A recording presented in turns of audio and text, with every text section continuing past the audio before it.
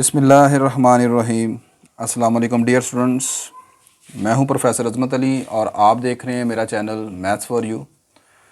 बेटा, आज के लेक्चर में हम Punjab university BS mathematics fifth semester के जो स्टूडेंट्स हैं उनके लिए 2018 में आया हुआ एक पास पेपर जो है जिसका कोड है मैथ 301 रियल एनालिसिस 1, इसको सॉल्व करने जा रहे हैं।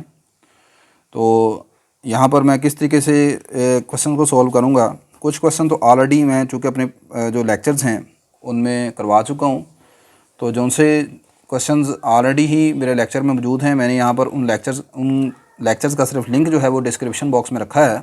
आप उस लिंक पर क्लिक करके उन क्वेश्चंस को देख सकते हैं, क्योंकि यहाँ पर अगर मैं एक एक क्वेश्चन दोबारा सॉल्व कराऊँगा तो वो काफ़ी मुश्किल टास्क होगा, और दूसरा ये है कि वीडियो की लेंथ भी काफ़ी ज़्यादा इंक्रीज़ कर जाएगी। हाँ, कुछ क्वेश्चन ऐसे हैं जो मेरे लेक्चर में मौजूद नहीं हैं, तो वो उनको मैंने यहाँ पर सॉल्व कर दी है। तो आपका पहला जो क्वेश्चन नंबर 2 है वो आपका है जी शॉर्ट क्वेश्चन।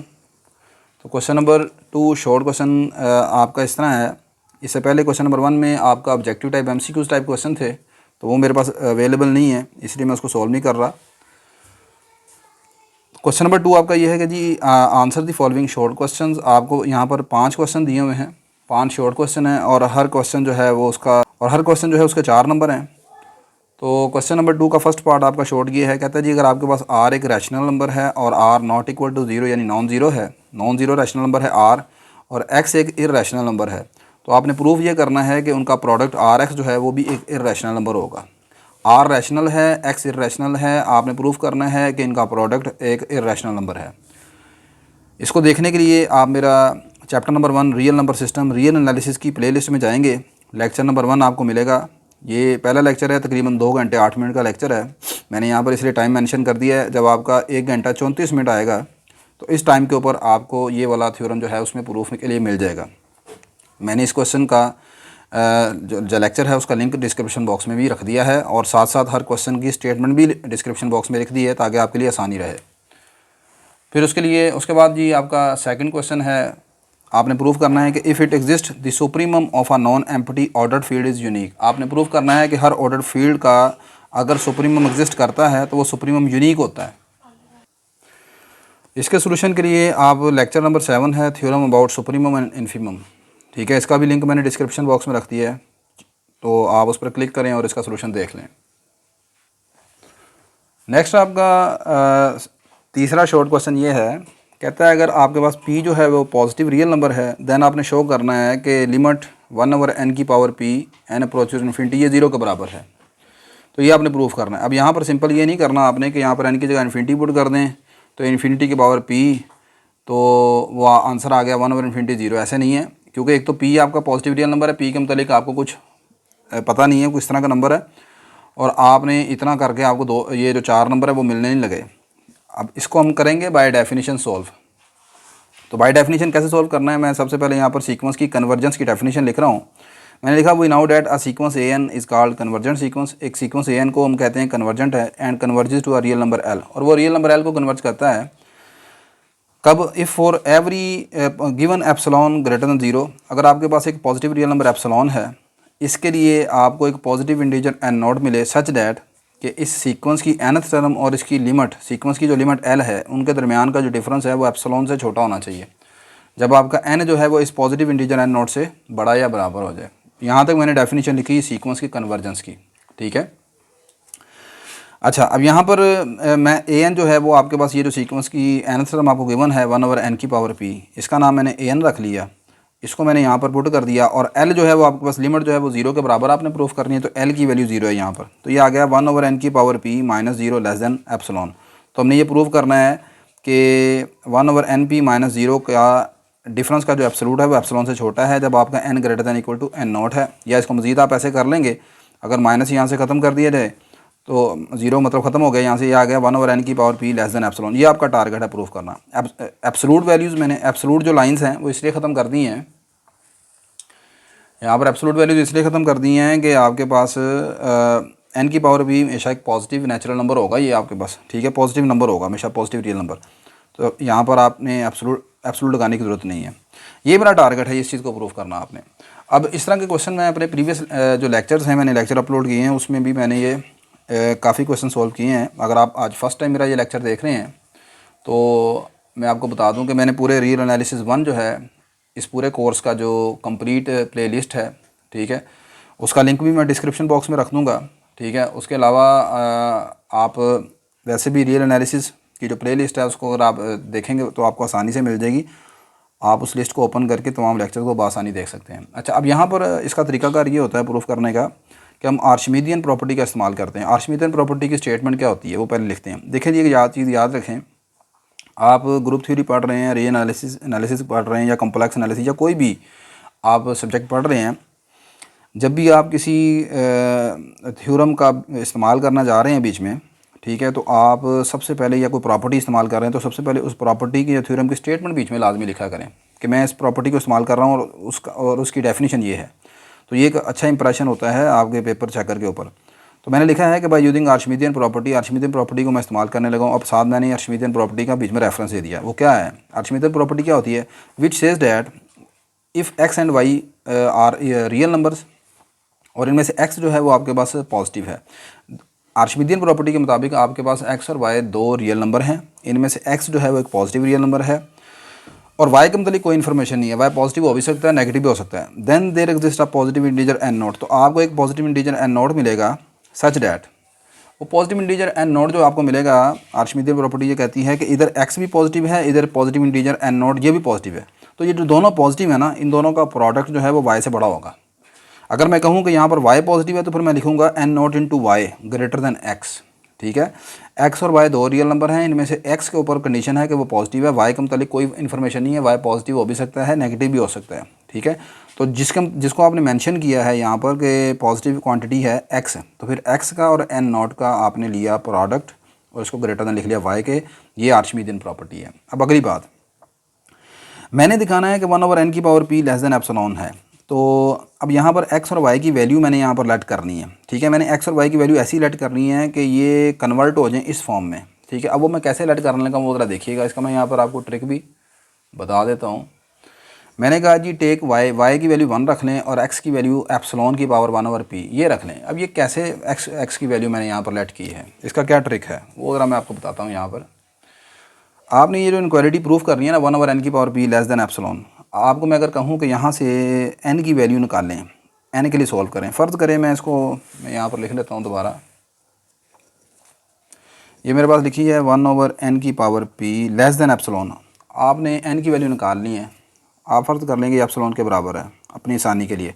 मैं यहाँ से n की वैल्यू निकालना चाहता हूँ, n की वैल्यू निकालूंगा कैसे निकलेगी, दोनों तरफ रेसिप्रोकल ले लेता हूँ, ठीक है, या इसको इधर ले आएँ एप्सिलॉन को नीचे ले आएँ, तो n की पावर p जो है वो आ जाएगी 1/एप्सिलॉन के बराबर।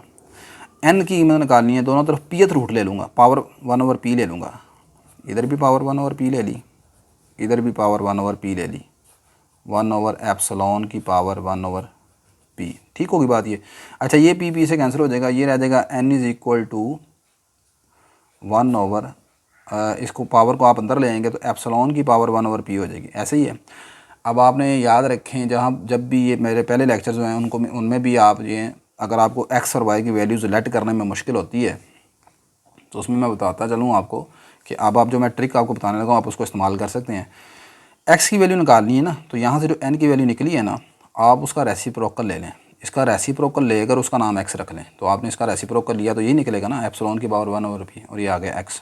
अगली बात, यहाँ पर जो y है, y की वैल्यू कैसे लेट कर रही है 1, y की वैल्यू जो 1 लेट कर रही है ना आपने, वो ये देखना है, ये जो n के ऊपर नंबर होगा ना, अगर फ़र्ज़ करें यहाँ पर लिखा होता 7/np, 7/np, तो मैं y की वैल्यू यहाँ पर 7 लेट कर लेता, ठीक है। तो यहाँ पर 1 लिखा है चूँकि इसके ऊपर, तो यहाँ पर, तो इसलिए मैंने यहाँ पर y 1 लेट कर लिया। क्लियर होगी बात आपको? अच्छा लें जी, ये तमाम वैल्यू जो है ना आर्शिमीदियन प्रॉपर्टी में मैं पुट कर लेने लगा हूँ। x की वैल्यू एप्सिलॉन की पावर 1/p, y की वैल्यू 1, तो x और y की वैल्यू आप आर्शिमीदियन प्रॉपर्टी में पुट कर देंगे। आर्शिमीदियन प्रॉपर्टी आपकी है n not x greater than y, तो x की जगह एप्सिलॉन की पावर 1/p आ गई, y की जगह 1 आ गया। यहाँ से मैंने एप्सिलॉन की पावर 1/p से दोनों तरफ डिवाइड कर दिया, और एप्सिलॉन की पावर 1/p जो है वो पॉजिटिव है, लिहाजा साइन ऑफ इनक्वालिटी चेंज नहीं होगा, ठीक है। तो ये आ गया n नॉट ग्रेटर दैन 1/एप्सिलॉन की पावर 1/p, और यहाँ से मैं इसका रेसिप्रोकल कर लेता हूँ। जब रेसिप्रोकल करूँगा तो आप जानते हैं कि साइन ऑफ इनक्वालिटी भी चेंज हो जाता है और जो चीज़ बड़ी होती है वो छोटी हो जाएगी। तो याद देगा 1/n0 लेस देन एप्सिलॉन की पावर 1/p, ये आ गया, इसे मैं इनक्वालिटी नंबर 2 कहता हूँ। क्या ये चीज़ प्रूफ हो गई है? हमने कुछ इसी तरह का प्रूफ करना था। मैंने प्रूफ करना था कि 1/n की power p less than epsilon है, ठीक है। तो ये मैंने अभी कुछ मिलता जुलता ही है। अगर आप इसको दोनों तरफ आप pth रूट ले लें तो ये ऐसे बन जाएगा 1/n लेस देन एप्सिलॉन की पावर 1/p।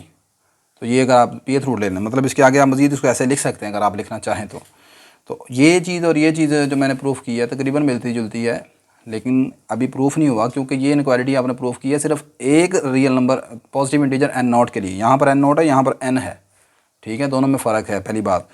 और आर्शिमिदियन प्रॉपर्टी में वो कहता है कि आपको मिलेगा एक पॉजिटिव इंटीजर n0, सही है। तो ये चीज़ प्रूफ हुई है, लेकिन एक पॉजिटिव इंटीजर n0 के लिए, सही है। हमने यहाँ पर n लेके आना है। अब वो कैसे लेके आएंगे?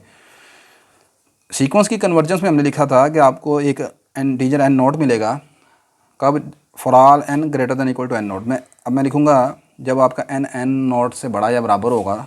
तो क्या इसको ऐसे लिखा जा सकता है? दोनों तरफ रेसिप्रोकल ले लें तो 1/n लेस देन इक्वल आ जाएगा 1/n0 से।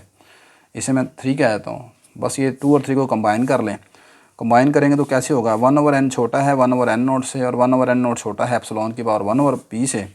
तो दरमियान वाला जो हिस्सा है उसको छोड़ देते हैं, तो 1/n छोटा हो जाएगा एप्सिलॉन की पावर 1/p से। कब? जब आपका n greater than equal to n0 होगा। इसी को लेकर चले ना, एज रिक्वायर्ड। यही हमने प्रूफ करना था। क्लियर होगी बात? नेक्स्ट आपके पास फिर इसी से मिलता जुलता क्वेश्चन उसने दोबारा दिया आपको, ठीक है। कहता है the series n is equal to 1 से इन्फिनिटी 1/n की power p converges if p greater than 1 है और डाइवर्ज करती है जब p आपका लेस देन इक्वल टू 1 है। ये आपके पास है जी hyper harmonic series p series है। आपने इसका सोल्यूशन के लिए लेक्चर नंबर 25 है, chapter number 2 sequence and series का है, convergence and divergence of hyper harmonic p series, ये उसका टाइटल है।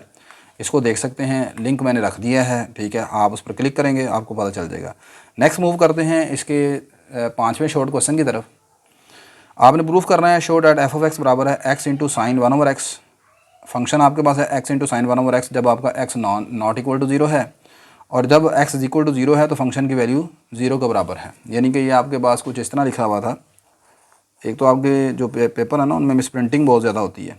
ये एक्चुअली इस तरह लिखा होगा f(x) बराबर है x साइन 1/x जब आपका x नॉट इक्वल टू 0 है, और जब आपका x 0 के इक्वल है तो फिर इसका आंसर 0 के बराबर है। ऐसे है ये।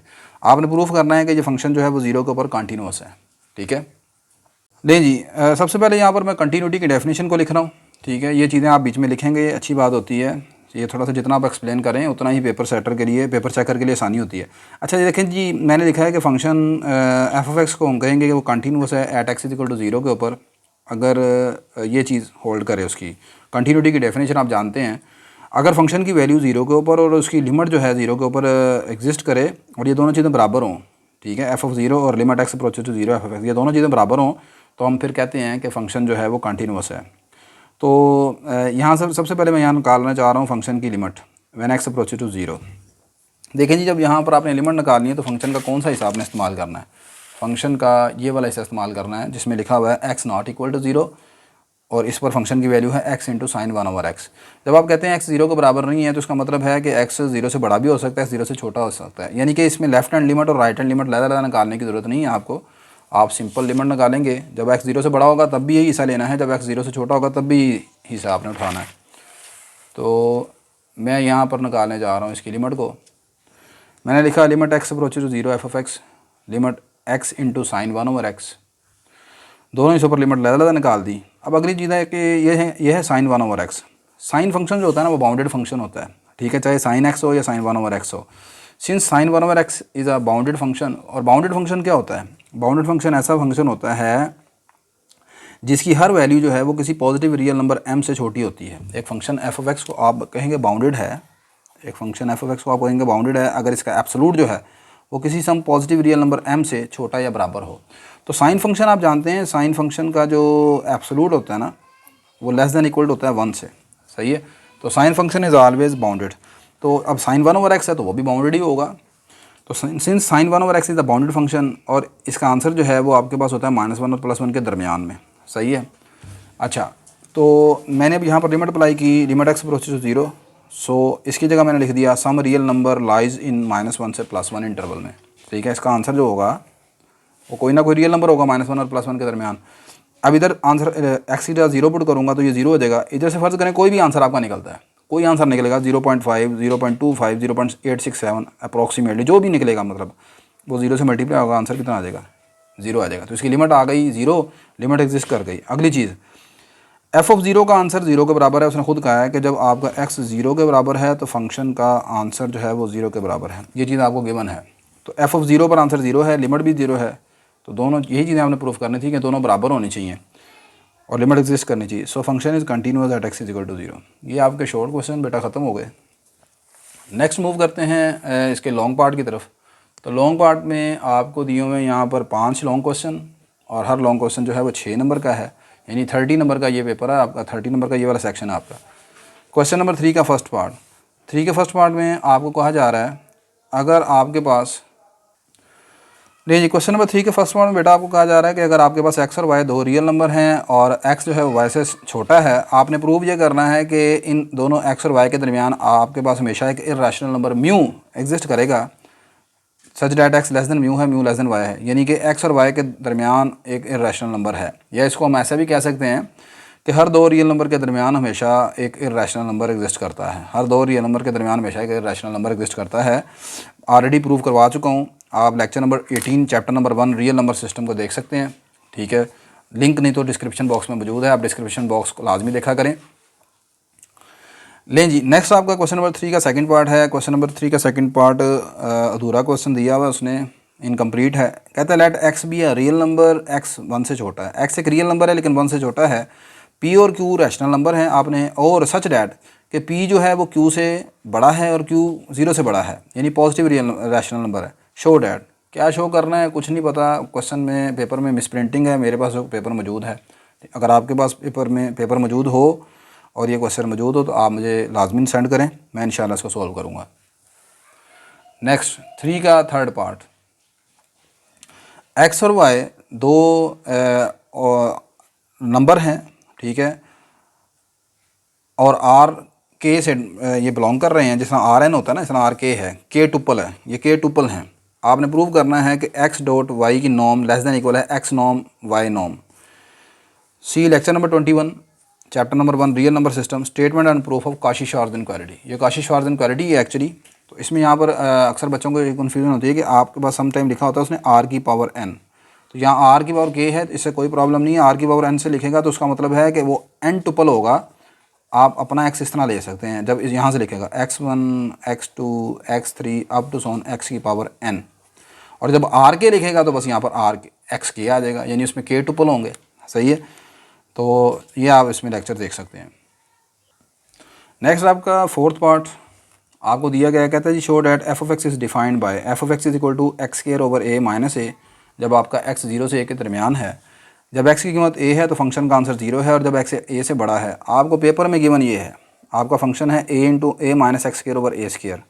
कहता है कि इस फंक्शन के साथ आपने इसको दिखाना है कंटिन्यूस है x is equal to a के ऊपर। देखें जी, अगर आप इसको लेके चलेंगे ना, इस फंक्शन को जो पेपर में मौजूद है, तो इसके लिए फंक्शन कंटिन्यूस नहीं बनता, ये डिसकंटिन्यूस है। ये क्वेश्चन ठीक नहीं है, यहाँ पर करेक्शन की ज़रूरत है आपकी। एक्चुअली कैलकुलस जो है SM यूसुफ, वहाँ से ये क्वेश्चन उठाया हुआ है। तो एक्चुअल वहाँ पर ये लिखा हुआ है कि आपका तीसरा हिस्सा जो है ना फंक्शन का, वो है a minus a square over x। अगर आप इस हिस्से को लेके चलेंगे फिर फंक्शन कंटिन्यूस होगा, अगर आप इसको लेके चलते हैं तो फंक्शन डिसकंटिन्यूस कराएगा। अब अक्सर स्टूडेंट्स के ज़हन में ये बात होती है कि अगर क्वेश्चन ठीक ना हो, क्वेश्चन पेपर में मिस्टेक आ जाए, तो हम अगर उसको अटैम्प्ट कर लें तो हमें पूरे नंबर मिल जाते हैं। ये ऐसा ये बात बिल्कुल ठीक नहीं है। ठीक है, कुछ चीज़ें अगर आप समझते हैं, आप माशाल्लाह BS मैथमेटिक्स 5वां सेमेस्टर आपका, आप मैच्योर स्टूडेंट हैं, अगर आप समझते हैं कि भाई यहाँ पर थोड़ी सी ये करेक्शन की जा सकती है, अगर आपको इसका आइडिया है तो आप उसको करेक्शन करके बीच में लिख दें कि भाई अकॉर्डिंग टू गिवन फंक्शन, ये गिवन फंक्शन के मुताबिक तो फंक्शन आपका कंटिन्यूस नहीं है। हाँ, अगर इसकी जगह ये रख दिया जाए, आप अपनी सजेशन दे सकते हैं, अगर ऐसा हो तो फिर ये फंक्शन कंटिन्यूस हो सकता है। थोड़ी सी बात आप इसमें लिखेंगे, ये नहीं है कि आप उसको बस ये छोड़ दें, आपने अटैम्प्ट ही नहीं किया और आप ये ज्यूम कर लें कि जी फंक्शन क्वेश्चन चूँकि गलत था लिहाजा मैंने अटैम्प्ट नहीं किया तो मुझे पूरे नंबर मिल जाएंगे। ऐसा नहीं है, एक दो नंबर उसको मिलेंगे जिसने थोड़ा सा इसको अटैम्प्ट किया। और फिर ये है कि पेपर चेक करिए, देखता है कि बच्चे को थोड़ी सी सेंस भी है, सॉल्व करने की, कि उसको थोड़ा सा आइडिया है कि वो भाई ये क्वेश्चन अगर ऐसा होना चाहिए, तो फिर ये चीज़ें मैटर करती हैं, फिर आपको नंबर मिलेंगे। खाली ये नहीं कि आपने क्वेश्चन लिखा, नीचे लिख दिया क्वेश्चन गलत है तो आपको नंबर दे दे, ऐसा नहीं होने वाला। लेकिन जी आपने चेक करना है कि ये फंक्शन x इक्वल टू ए के ऊपर कंटिन्यूस है। कंटिन्यूटी की 3 शराइत आप जानते हैं, ठीक है। एक तो फंक्शन का आंसर उस नंबर पर जिस पर आपने चेक करना है कंटिन्यूटी, उस पर फाइनाइट होना चाहिए। फिर फंक्शन की left hand limit, right hand limit अगर पॉसिबल है तो वो निकालेंगे। फिर लिमिट दोनों बराबर होनी चाहिए, यानी लिमिट एग्जिस्ट करनी चाहिए। और तीसरी बात यह है कि लिमिट भी एग्जिस्ट कर गई, फंक्शन का आंसर भी एफ ऑफ ए पर आपने निकाल लिया, तो एफ ऑफ ए का आंसर और उसकी लिमिट का जो आंसर है x approach to a f of x, ये दोनों आपस में होना चाहिए इक्वल, तो फिर आपका फंक्शन जो है वो कंटिन्यूस होगा। जी सबसे पहले बेटा हम एफ ऑफ ए पर फंक्शन की वैल्यू निकालते हैं। तो आपके पास गिवन है कि फंक्शन का आंसर 0 के बराबर है जब आपका एक्स ए के बराबर है, तो इसका मतलब एफ ऑफ ए की वैल्यू तो 0 है। अगली चीज़, यहाँ पर फंक्शन के 3 हिस्से हैं, तो 3 हिस्से में एक हिस्सा वो है जिसमें एक्स ए से छोटा है, एक हिस्सा जिसमें एक्स ए से बड़ा है। तो जिसमें एक्स ए से छोटा है ये लिखा है एक्स लेस देन ए, तो यहाँ पर हम निकालेंगे लेफ्ट हैंड लिमिट। तो मैंने लिखा left hand limit at x is equal to a, limit x approach to. Left hand limit के लिए आप जानते हैं कि ए के ऊपर या तो माइनस का निशान डाल लेते हैं या फिर आप इसे ए माइनस 0 भी लिख सकते हैं, ठीक है। तो मैं ये वाला सिंबल इस्तेमाल कर रहा हूँ, limit x approach to a minus F of x. अब लेफ्ट हैंड लिमिट के लिए आपने सबसे पहले देखना है कि फंक्शन का कौन सा हिस्सा उठाना है आपने। तो फंक्शन का वो वाला हिस्सा उठाएंगे जिसमें एक्स ए से छोटा है, तो ये पहला हिस्सा है एक्स स्क्वायर ओवर ए माइनस ए। एक्स की जगह ए पुट कर देंगे। जब आप यहाँ पर लिमिट पुट करेंगे तो फिर ए के ऊपर माइनस का निशान लगा कर ऐसे नहीं पुट करना आपने। तो एक्स की जगह आपने ए पुट कर दिया, ये आ गया ए स्क्वायर ओवर ए माइनस ए से कट गया, ये रह गया ए माइनस ए, आंसर आ गया 0 के बराबर। लेफ्ट हैंड लिमिट इसकी निकाल ली, वो 0 के बराबर आ गई। नेक्स्ट हमने निकालनी है इसकी right hand limit. Right hand limit के लिए लिखूंगा लिमिट एक्स अप्रोच टू ए के ऊपर प्लस का निशान f of x, limit x approach to ए के ऊपर प्लस का निशान। अब फंक्शन का वो वाला हिस्सा उठा रहा हूँ जो मैंने यहाँ पर सजेस्टेड किया आपको, ए माइनस ए स्क्वायर ओवर एक्स। इसमें आप एक्स की जगह ए पुट कर देंगे, ये आ जाएगा, ये फंक्शन का हिस्सा उठाया ए स्क्वायर माइनस एक्स, एक्स की जगह मैंने ए पुट कर दिया, तो ये जनाब आपके पास आ गया ए स्क्वायर ओवर ए से कट गया ए माइनस ए 0 आ गया। अब फ़र्ज़ करेंगे कि बच्चा दिए हुए क्वेश्चन के मुताबिक चलता है, इसके मुताबिक ये आ गया लिमिट, अगर इसको लेके चलता है ना, वो इसको सॉल्व करने की कोशिश करता है, तो ये वाला हिस्सा उठाएगा ए माइनस एक्स स्क्वायर ओवर ए स्क्वायर, ये आ गया ए माइनस ए स्क्वायर ओवर ए स्क्वायर, ए स्क्वायर से कैंसिल हो गया, बाकी रह गया 1, तो ये आपके पास आ गया ए माइनस 1। तो आपने देखा इसका आंसर राइट हैंड लिमिट का 1 आ गया, ए माइनस 1 आ गया, और लेफ्ट हैंड लिमिट का आंसर 0 आया। तो अब इसके दिए हुए फंक्शन के मुताबिक जो पेपर में आपको गिवन है उसके मुताबिक आप लिखेंगे गिवन फंक्शन इज डिसकंटिन्यूअस। अगर आप इस तरीके से कर देंगे तो नो प्रॉब्लम, आपको नंबर मिल जाएंगे। वो फिर पेपर चेकर को ये पता लग जाएगा कि क्वेश्चन गलत था, लेकिन छोड़ना नहीं है आपने इस तरह के क्वेश्चन को, ठीक है जी। लेकिन जी ये नेक्स्ट आपके पास हैंस सिंस आपका फंक्शन का आंसर और इसकी लिमिट का आंसर बराबर हैं 0 के, दोनों यानी बराबर आ गए, तो आपका फंक्शन जो है वो कंटिन्यूस हो गया एक्स इज इक्वल टू ए के ऊपर। Next and the last part, ये थोड़ा सा लेंथी क्वेश्चन है पूरे, मतलब आपके पेपर में ये एक थोड़ा सा टिपिकल क्वेश्चन है। ये है chain rule of differentiation. Chain rule of differentiation के मुताबिक आप पढ़ चुके हैं, मैं थोड़ा सा चलें आपको यहाँ पर एग्जांपल से ज़रा पहले थोड़ा सा समझा देता हूँ। इसको समझने के लिए बेटा आप सबसे पहले देखें चेन रूल ऑफ डिफरेंशिएशन जो होता है ना, ये एक्चुअली कंपोजिट फंक्शन के ऊपर हम डिफ़ाइन करते हैं। कंपोजिशन ऑफ फंक्शन को आपने सेकेंड ईयर मैथमेटिक्स में पढ़ के आए हैं, मैं थोड़ा सा आपको दोबारा बता देता हूँ। आपके पास फ़र्ज़ करें एक फंक्शन एफ़ है जो कि एक्स से वाई की तरफ डिफाइंड है, जी फंक्शन है वाई से जी की तरफ।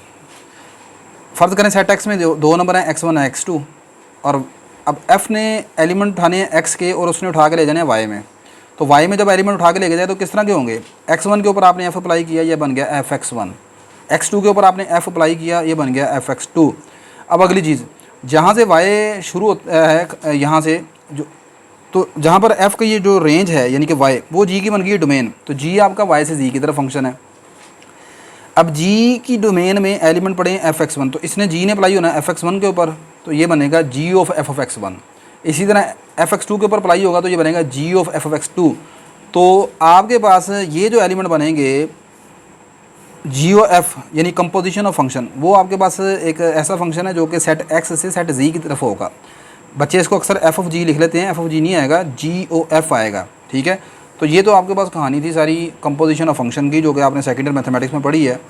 अगली चीज़ है कि कंपोजिशन ऑफ फंक्शन का डेरिवेटिव कैसे लेते हैं। ये मेरे पास है ना, अगर मिसाल के तौर पर डेरिवेटिव मैंने लेना है composite function ji of F of x का, तो इसका डेरिवेटिव कैसे निकलेगा आपको पता है?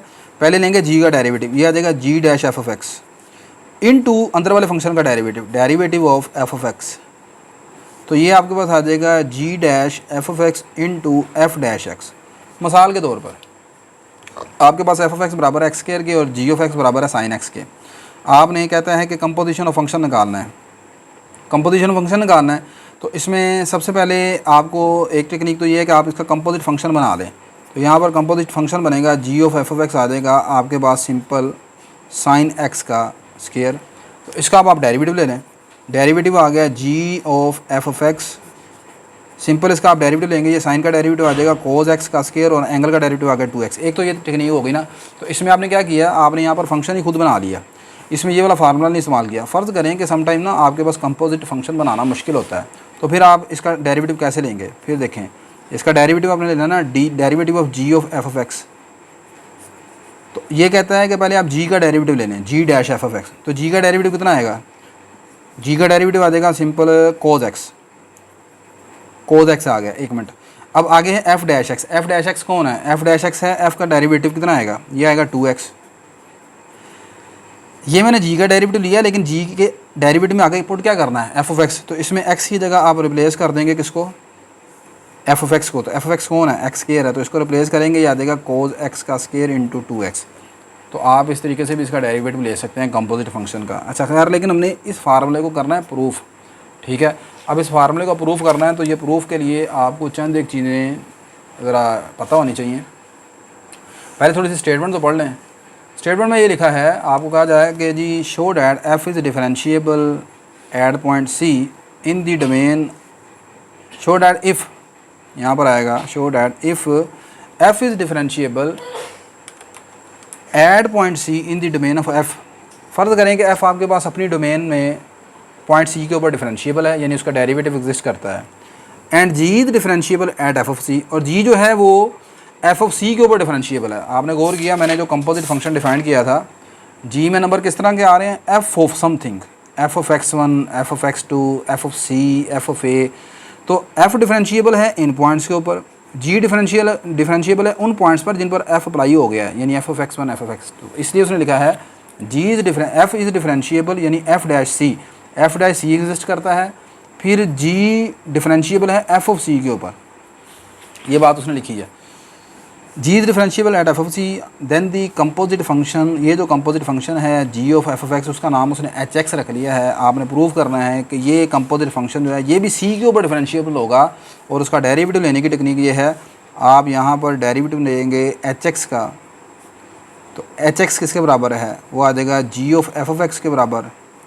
तो इसका इधर डेरिवेटिव बन जाएगा एच डैश एक्स, इधर डेरिवेटिव आपके पास आ जाएगा जी का derivative ji dash F of x, फिर अंदर वाले फंक्शन का डेरिवेटिव एफ डैश एक्स।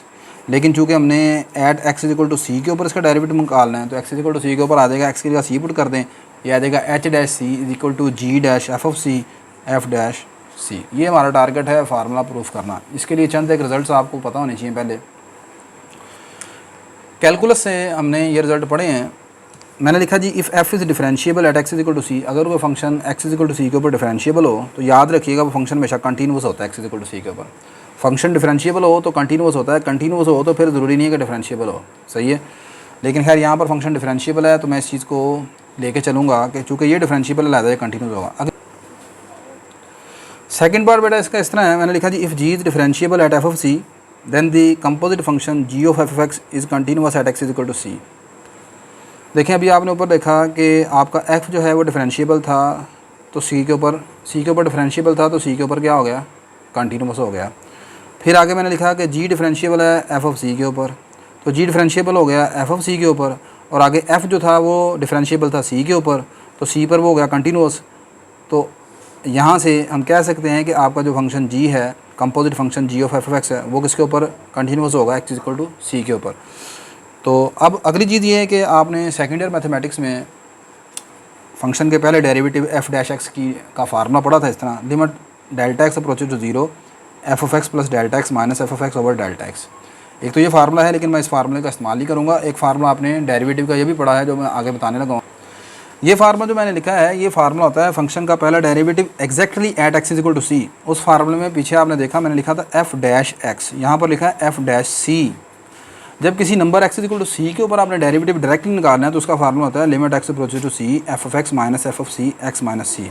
अच्छा, अगर यहाँ पर इस फार्मूले में आपको कहूँ कि एक्स की जगह सी पुट कर दें आप ऊपर नीचे, तो यहाँ पर पुट करेंगे तो ये बनेगा एफ ऑफ सी, यहाँ पर पुट करेंगे ये भी बनेगा एफ ऑफ सी, नीचे पुट करेंगे ये भी आ जाएगा सी माइनस सी। तो आंसर क्या बन गया, 0/0।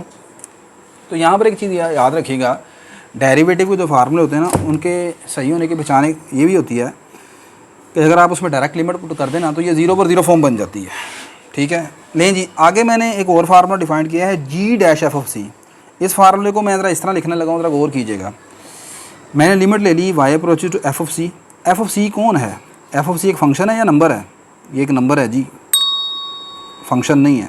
अगर मैं कहूँ ना एफ ऑफ एक्स तो ये फंक्शन है, लेकिन जब मैं एक्स की जगह यहाँ पर सी पुट कर दूँगा तो एफ ऑफ सी क्या बनेगा, नंबर होगा।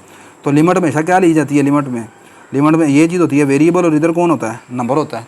तो यहाँ पर मैंने जो वेरिएबल ले लिया वाई ले लिया, और ये मेरे पास क्या आ गया, एफ ऑफ सी, एक नंबर आ गया। तो मैंने ले लिया limit Y approaches to F of C. जैसे यहाँ पर एफ डैश के आगे कौन है, एक नंबर है, यहाँ पर कौन है, ये भी एक नंबर है, सही है। तो ये मैंने लिख लिया है G of F of X minus G of F of C over Y minus F of C. आप चेक कर लें, आपका फार्मूला बिल्कुल ऊपर वाला 0/0 फॉर्म बनेगी जब आप वाई की जगह क्या पुट करेंगे, एफ ऑफ सी पुट करेंगे यहाँ पर, सही है। यहाँ पर एक चीज़ थोड़ी सी मिस्टेक हुई, ये आएगा जी ऑफ वाई, ठीक है, जी ऑफ वाई की जगह पुट करेंगे तो याद आएगा G of F of C minus G of F of C, 0/0 form बन जाएगी। लेकिन ये चंद एक चीज़ें जो ऑलरेडी आपको पता होनी चाहिए। अब मैं फंक्शन के प्रूफ की तरफ आ रहा हूँ, थ्योरम के। मैंने सबसे पहले एक न्यू फंक्शन डिफाइंड किया जिसका नाम यहाँ पर मैंने साई रख लिया। Let us define a new function psi on the domain of G, G की डोमेन के ऊपर, सच दैट, और जी की डोमेन में किस तरह के नंबर हैं, जी की डोमेन में G of F of X type के नंबर हैं। अब साई किस तरह डिफाइन किया, मैंने ये ले लिया G of Y minus G of F of C Y minus F of C, ठीक है। यानी ये जो ऊपर आपको मैं डेरिवेटिव की डेफिनेशन लिख के देखे हूँ, ये वाला एक के साथ तो ये वाला ले लिया, minus G dash F of C, सही है। दूसरे अल्फाज में आपने सिंपल साई जो मैंने यहाँ पर डिफाइन किया है उसको याद रखने का ट्रिक सुन लें। ये डेफिनेशन किसकी मैंने लिखी है, जी डैश की डेफिनेशन लिखी है, G dash F of C की। अगर मैं कहूँ ये लिमिट वाला हिस्सा ज़रा भूल जाएँ, इसको उठा के आप दूसरी तरफ ले आएँ तो इधर आके माइनस हो जाएगा। यही सारी चीज़ लिखी है मैंने, और लिमिट नहीं लिखी इसमें बस, सही है। मैंने कहा जी ऑफ वाई ये वाला सारा फंक्शन है आपके पास जब आपका वाई एफ ऑफ सी के बराबर नहीं है। अगर देखें यहाँ पर वाई एफ ऑफ सी के बराबर होगा तो फिर ये तो 0/0 फॉर्म बन जाएगी आपकी, और जब वाई एफ ऑफ सी के बराबर है तो इस साई का आंसर जो है वो 0 के बराबर आ गया। ये मैंने फंक्शन डिफाइन कर लिया। अब अगली बात सुने, since it is given that G is differentiable at F of C, ये बात गिवन है, ये हम पीछे पढ़ के हैं क्वेश्चन में, थ्योरम के प्रूफ में, थ्योरम की स्टेटमेंट में आपका जी जो है वो एफ ऑफ सी के ऊपर डिफरेंशिएबल है। अगर जी एफ ऑफ सी के ऊपर डिफरेंशिएबल है तो इसका मतलब फिर जी का डेरिवेटिव एफ ऑफ सी के ऊपर क्या होगा, एग्जिस्ट करेगा। जी का डेरिवेटिव एफ ऑफ सी के ऊपर एग्जिस्ट करेगा, उसको कैसे लिखेंगे, मैं कहता हूँ एफ़ का derivative X is equal to ए के ऊपर एग्जिस्ट करता है तो उसको हम ऐसे ही लिखते हैं ना, एफ डैश ए। तो जब मैं कहूँगा जी का डेरिवेटिव एफ ऑफ सी के ऊपर एग्जिस्ट करता है तो उसको कैसे लिखेंगे, G dash F of C exist. Clear होगी बात ये। अब अगली बात, मुझे सबसे पहले थ्योरम के प्रूफ के लिए साई ऑफ वाई को मैंने डिफ़ाइन कर दिया। साई ऑफ वाई को आगे मैं इस्तेमाल करना है, मैंने इसकी कंटिन्यूटी को मैंने ये दिखाना है कि ये इसके ऊपर मैं आगे जाके लिमिट अप्लाई करूँगा जब मैं फाइनल एंड में देखेंगे आप, तो उसके लिए मुझे ज़रूरत होगी कि इसकी लिमिट एग्जिस्ट करती है इस फंक्शन की। तो मैं पहले ये दिखा रहा हूँ कि ये जो साई फंक्शन है ना हमारा, ये कंटिन्यूस फंक्शन है। कंटिन्यूस होने के लिए क्या होता है, कंटिन्यूटी की दो शराइत हैं। एक तो फंक्शन का आंसर यानी साई का आंसर ये एफ ऑफ सी के ऊपर वो कितना है, 0 के बराबर है। एक तो साई का आंसर एफ ऑफ सी के ऊपर ये, और एक इसकी जो लिमिट है कब, जब वाई एफ ऑफ सी को अप्रोच करे साई ऑफ वाई, ये भी 0 के बराबर आनी चाहिए। कंटिन्यूटी की डेफिनेशन आपके जहन में होनी चाहिए, ठीक है। कंटिन्यूटी की डेफिनेशन अगर आपके जहन में नहीं है तो फिर ये थोड़ा सा मुश्किल हो सकता है आपके लिए। मैंने इस फंक्शन की लिमिट निकाल रहा हूँ, limit Y approaches to F of c psi of y. कौन सा हिस्सा उठाऊँगा, जाहिर सी बात है वो वाला हिस्सा उठाऊँगा ना, इसमें तो वाई एफ ऑफ सी के बराबर है और इसमें तो फंक्शन है ही 0 के बराबर। अभी आपने यहाँ पर ये प्रूफ किया था ना, ये वाला, इसमें आपने यही किया था ना, जब आपने लिमिट ली है तो वो वाला हिस्सा उठाया जिसमें एक्स नॉन जीरो है। जब जिसमें एक्स जीरो के बराबर है उसको उठा के क्या करना है, वो तो सोल्व नहीं हो सकता, वो तो है ही जीरो। तो सिमिलरली यहाँ पर भी मैं फंक्शन का वो वाला हिस्सा उठा रहा हूँ जिसमें आपके पास Y not equal to F of C है। ये लिमिट अप्लाई कर दी, ये आ गया limit Y approaches to F of C, G of Y minus G of F of C, Y minus F of C, आगे आ गया जी डैश एफ सी। ले जी, यहाँ पर अब आप लिमिट अप्लाई करें। अच्छा जी, अब ये ज़रा गौर करें कि ये जो इसका पहला हिस्सा है, ये लिमिट वाला, ये वाला जो है, ये किसके बराबर है सारा? सोचें किसके बराबर है? ये मैं अभी आपको ऊपर बता के आया हूँ, ये देखें, यही है ना सारी चीज़ लिखी हुई। ये किसके बराबर है? G dash F of C. तो इसकी जगह मैंने लिख दिया जी डैश एफ ऑफ सी, आगे जी डैश एफ ऑफ सी पहले ही लिखा हुआ है, ये दोनों माइनस हो गए, आंसर ज़ीरो के बराबर आ गया। तो इसकी लिमिट जो है वो किसके बराबर आ गई? ज़ीरो के बराबर। Also as psi of F of C का आंसर ज़ीरो के बराबर है, यानी साई की कीमत at Y is equal to F of C, ये किसके बराबर है? ज़ीरो के बराबर है। कैसे ज़ीरो के बराबर है? ये मैं ऊपर डिफाइन करके आया था, ये देखें, ये साई की कीमत एफ ऑफ सी के ऊपर किसके बराबर है? ज़ीरो के बराबर है। तो फंक्शन की साई जो फंक्शन है उसकी लिमिट भी ज़ीरो के बराबर और एफ ऑफ सी पर उसका आंसर भी ज़ीरो के बराबर। तो इसका मतलब क्या हो गया? सो लिमिट का आंसर और Sai of F of C का आंसर दोनों आपस में बराबर हैं और वो ज़ीरो के बराबर हैं। Show that this shows that psi of Y is continuous at Y is equal to F of C. तो आपका फंक्शन जो है वो कंटिन्यूअस हो गया एफ ऑफ सी के ऊपर। अब इसकी कंटिन्यूटी को हम आगे इस्तेमाल करेंगे। अब अगली बात, as it is given that आपका जो एफ़ जो है वो डिफरेंशिएबल है एक्स इज इक्वल टू सी के ऊपर, वो जो बात मैं आपको पीछे बता के आया था, ये वाली, ये कि आपका फंक्शन अगर एफ़ डिफरेंशिएबल हो एक्स इज इक्वल टू सी के ऊपर तो फिर वो कंटिन्यूअस भी होगा एक्स इज इक्वल टू सी के ऊपर।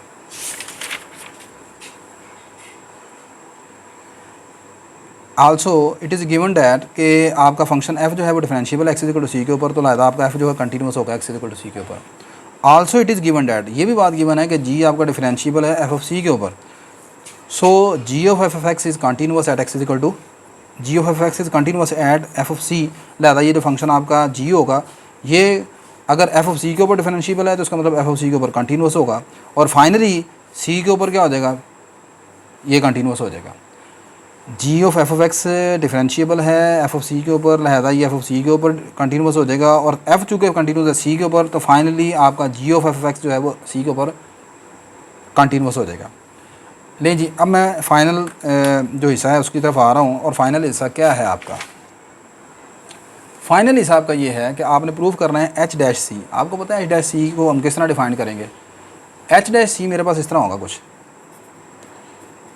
एच डैश सी होगा H of X minus H of C over X minus C limit X approaches to C. कहाँ देखा है ये रिज़ल्ट आपने? ये भी आपको दिखाया मैंने रिज़ल्ट, ये देखें, एफ डैश सी जो मैंने डिफाइन किया था, एफ डैश सी बराबर F of X minus F of C X minus C. वहाँ पर एफ लिखा है, यहाँ पर एफ लिखा है, वहाँ पर मैंने एच डैश लिख दिया है। तो अब मैं अपने फाइनल रिजल्ट की तरफ आ रहा हूँ। सपोज कर लें if X is in the neighbourhood of X is equal to C. फ़र्ज़ कर लें एक्स एक नंबर है जो सी के नेबरहुड में है। इसका मतलब क्या है कि नेबरहुड ऑफ सी में, इसका मतलब यह है कि एक्स आपका सी को अप्रोच कर रहा है। ठीक होगी बात ये? लें जी, now consider H of X minus H of C X minus C. H किसके बराबर है? एच एक्स बराबर है जी ऑफ एफ एक्स के। ये शुरू में क्वेश्चन में गिवन है आपको। तो मैंने एच एक्स की जगह ये कीमत लगा दी जी ऑफ एफ एक्स, आगे एच ऑफ सी निकालना है तो एक्स की जगह सी पुट कर दिया, ये आ गया जी ऑफ एफ ऑफ सी, नीचे आ गया एक्स माइनस सी। आगे मैंने क्या किया? F of X minus F of C से डिवाइड कर दिया और मल्टीप्लाई कर दिया दोनों तरफ। नोमिनेटर और डिनोमिनेटर को एफ ऑफ एक्स माइनस सी से डिवाइड एंड मल्टीप्लाई किया। तो एज वी डिफाइन, आपने जैसा कि अब इसको मैंने इनक्वालिटी नंबर इक्वेशन नंबर 1 कह दिया। मैंने इतने हिस्से की वैल्यू निकालनी है, ये वाले हिस्से की। कैसे निकालूंगा? एज वी हैव डिफाइन, हमने डिफाइन किया है साई ऑफ वाई इसके बराबर है। कहाँ डिफाइन किया है? ये लिखा हुआ है पहला हिस्सा, G of Y minus G of F of C over Y minus F of C. अगर मैं आपको कहूँ कि मैं इतने हिस्से की कीमत निकालना चाहता हूँ, ये वाले हिस्से की, तो इसको क्या करूँगा? इसको मैं दूसरी साइड पर ले जाता हूँ। ठीक है, तो उधर जाके क्या हो जाएगा? प्लस हो जाएगा। तो यही मैंने लिखा है, as we have define psi of y बराबर है इसके, मैं इसको दूसरी साइड पर शिफ्ट कर दिया तो इसकी वैल्यू ये आपके पास सारी आ गई। G of Y minus G of F of C, Y minus F of C की वैल्यू ये आ गई। इसको उठा के यहाँ पर पुट कर दिया इस वैल्यू में, सही है। इसको यहाँ पर पुट कर दूंगा, लेफ्ट साइड आपकी वही है, H of X minus H of C, X minus C, psi of Y minus G dash F C into ये वाली चीज़ वैसे नीचे लिख दी मैंने। Now taking limit X approaches to C, दोनों तरफ आप लिमिट अप्लाई करते हैं। इधर भी लिमिट ले ली, जहाँ जहाँ पर आपके पास एक्स नज़र आ रहा है वहाँ पर आपने लिमिट ले देनी है। इसी से में एक्स है, यहाँ पर आ जाएगा। यहाँ पर आपको एक्स तो नहीं नज़र आ रहा, लेकिन आप लिमिट अप्लाई करें, मैं अभी आपको बताता हूँ। यहाँ पर लिमिट अप्लाई कर दें, आपने वाई डिफाइन किया है, वाई एक इक्वल टू एफ ऑफ सी, लेकिन आपका एक्चुअली वाई जो है फंक्शन है एफ ऑफ एक्स का, ठीक है। कैसे देखें, जब आपका एक्स सी को अप्रोच करेगा तो ये जो आपका वाई किसको अप्रोच करेगा, वाई अप्रोच करेगा एफ ऑफ सी को, ठीक है। तो मैं यहाँ पर वाई को लेट कर सकता हूँ एफ ऑफ एक्स। वाई आपने बेशक एफ ऑफ सी के को लेट किया था, मैं इस बात ठीक है, लेकिन मैं ये आपसे कह रहा हूँ कि जब आपका एक्स सी को अप्रोच करेगा तो आपका वाई किसको अप्रोच करेगा, एफ ऑफ सी को। तो इसकी जगह मैं लिख रहा हूँ y is equal to F of x, सही है। आगे ये वाली चीज़ वैसे ही नीचे लिख दी, ये चीज़ सारी ऐसी आ गई। ये जो लेफ़्ट साइड है ये सारी डेफिनेशन होगी एच डैश सी की। इधर अप्लाई की लिमिट एक्स सी का सी लिख दिया, ये वाला दूसरा हिस्सा वैसे ही नीचे लिख दिया। इधर अप्लाई की लिमिट ये बन गया f dash c. Psi of F of c zero के बराबर है, कहाँ से, ये देखें, ये जो मैं आपको बता के आया हूँ, साई की कीमत F of Y equal to F of C के, Y equal to F of C के ऊपर किसके इक्वल है, ज़ीरो के बराबर है। साई की कीमत एफ ऑफ सी के ऊपर किसके बराबर है, ज़ीरो के बराबर है। तो ये मैंने लिखा है कि साई की कीमत एफ ऑफ सी के ऊपर ज़ीरो के बराबर है। ये ज़ीरो हो गया, ये बाकी चीज़ वैसे की वैसी रह गई, और यही आपने प्रूफ करना था कि एच डैश सी बराबर है G dash F of C into F dash C. तो आई होप कि ये आपको पेपर का सलूशन समझ आ गया होगा। इसमें एक ही क्वेश्चन, ये आखिरी क्वेश्चन थोड़ा सा लेंथी है, तो देखें यही काफ़ी टाइम ले गया, इसलिए यहाँ पर हर क्वेश्चन को सॉल्व करना पॉसिबल नहीं होता, ठीक है। क्योंकि वीडियो की लेंथ बहुत ज़्यादा, अगर एक क्वेश्चन सॉल्व किया तो फिर तो ये कम से कम 3-4 घंटे मुझे इस पेपर को समझाने में, सॉल्व करने में लग जाएंगे। तो मुझे लाजमी कमेंट्स करके बताइएगा अगर कहीं से कोई मुश्किल है, कोई प्रॉब्लम है, कोई चीज़ नहीं समझ आई। मैं इंशाल्लाह, मुझे अपना फ़ीडबैक लाजमी दीजिएगा, ठीक है। मैं उस प्रॉब्लम को दूर करूँगा। और मेरी ये वीडियो अगर आपके लिए हेल्पफुल है तो मेरी इस वीडियो को आप लाइक करें, शेयर करें, मेरे चैनल को सब्सक्राइब करें, और मुझे लाजमन बताएं कि मज़ीद कौन कौन से पेपर को हमें सॉल्व करना चाहिए, और ये मेरी वीडियो आपके लिए कोई बेहतर साबित हुई है कि नहीं हुई। अल्लाह हाफ़िज़।